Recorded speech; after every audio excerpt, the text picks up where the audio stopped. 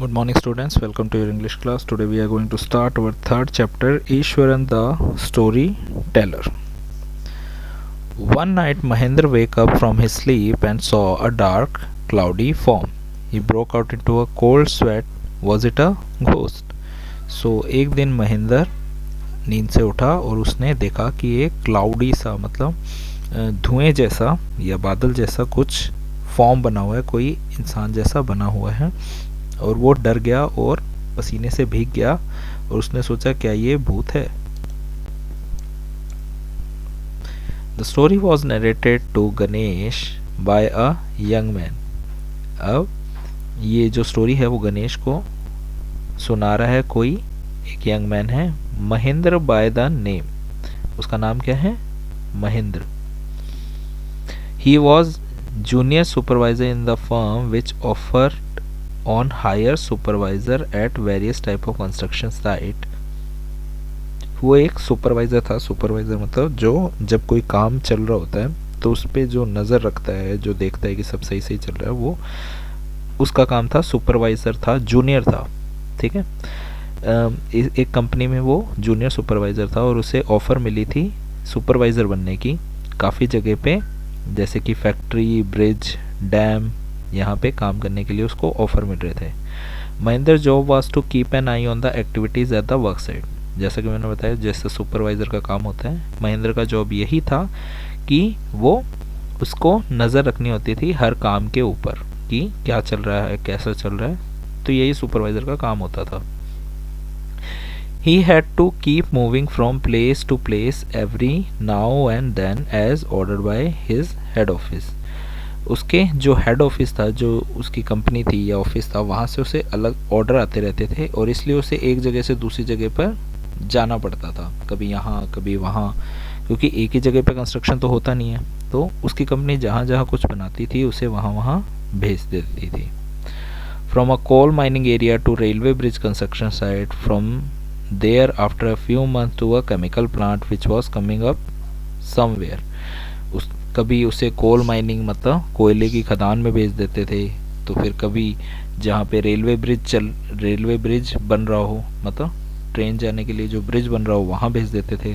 फिर कई महीने बाद किसी केमिकल प्लांट में, किसी केमिकल कंपनी में भेज देते थे.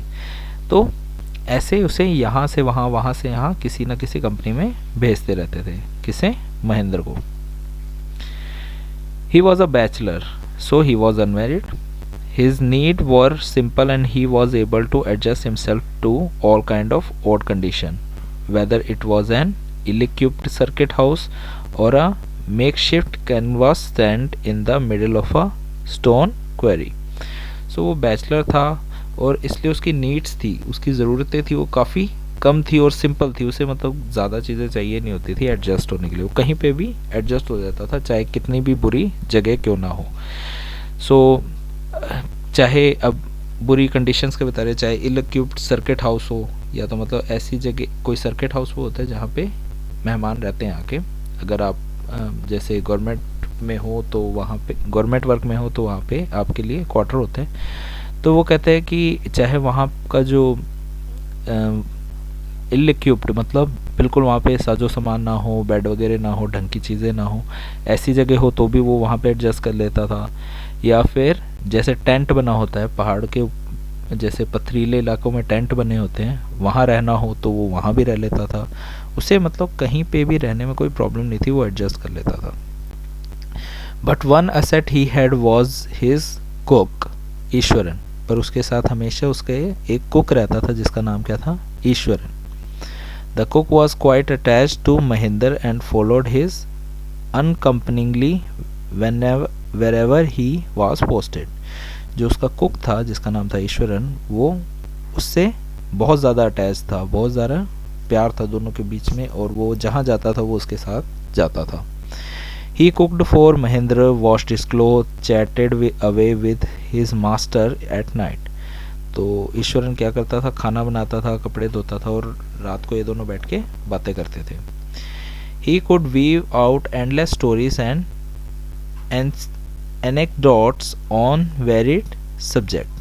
तो वो लंबी लंबी स्टोरियाँ और एनेक्डोट्स होती हैं, मतलब जो शॉर्ट स्टोरीज़ होती हैं, बड़ी स्टोरियाँ, छोटी स्टोरियाँ, लंबी लंबी स्टोरियाँ, वो कुछ भी बना सकता था। मतलब उसकी प्रैक्टिस थी। कुछ लोग होते हैं ना जो कहानियाँ बनाने में एक्सपर्ट होते हैं, तो ये वैसे ही था, वो कहानियाँ बना देता था। Ishwaran also had an amazing capacity to produce vegetable and cooking ingredient seemingly out of nowhere in the middle of desolate landscape with no shop visible for miles around।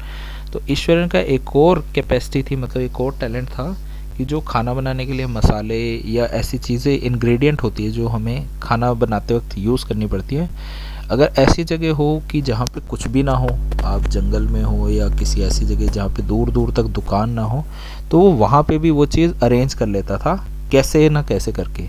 We don't know how, but वो कैसे भी खाना बनाने के ingredient तैयार कर लेता था। He would miraculously conjure up the most delicious dishes made with fresh vegetable within an hour of arriving at zinc sheet shelter at the new workplace। वो क्या करता था, उसने आते ही, जैसे किसी नई जगह पे आए हैं, वहाँ पे रहने के लिए जगह नहीं है, तो जिंक शीट, जैसे आपको पता है मेटल की शीट वाले छत होते हैं, मेटल की शीट वाले जो छत होते हैं, ऐसे छोटे घर में भी वो 1 घंटे में बहुत ही डिलीशियस खाना बना लेता था। जैसे अभी वो आया, उसने देखा कि घर छोटा सा है, पर उसमें भी वो 1 घंटे के अंदर फटाफट एडजस्ट करके कैसे भी खाना बना देता था, और बहुत ही अच्छा बना देता था। Mahendra would be up early in the morning and leave for the work after breakfast carried some prepared food with him. Mahendra जल्दी उठता था और सुबह ब्रेकफास्ट करके काम पे चला जाता था, और साथ में कुछ खाना भी ले जाता था फॉर लंच।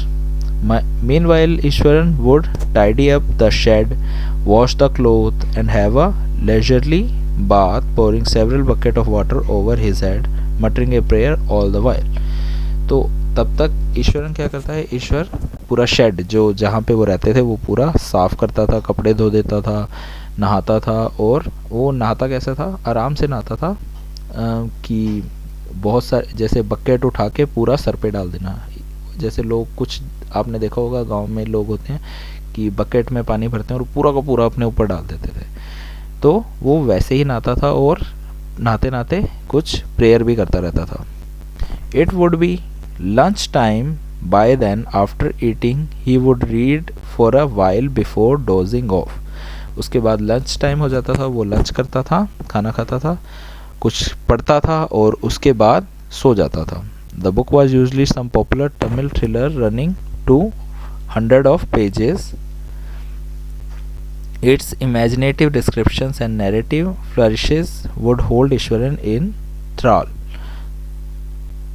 तो ज़्यादातर वो जो दोपहर को खाना खाने के बाद पढ़ता है वो कोई तमिल थ्रिलर होती थी, थ्रिलर मतलब जो सस्पेंस वगैरह वाली बुक्स होती थी वो पढ़ता था, और उसके जो इमेजिनेशन डिस्क्रिप्शन वगैरह होते थे, मतलब थ्रिलर मूवी का आपको पता है कि ऐसे ऐसे डिटेल्स दे रखी होती कि आप उसको छोड़ नहीं पाते थे, तो वो ईश्वरन को पकड़ के रखती थी, उसका एक्साइटमेंट बनाए रखती थी कि वो पूरा पढ़े और उसके बाद ही उसे छोड़े। So we will stop our chapter here, we will continue our chapter in the next video। Read it again, it was quite easy and I hope it is interesting further। So thank you and have a nice day।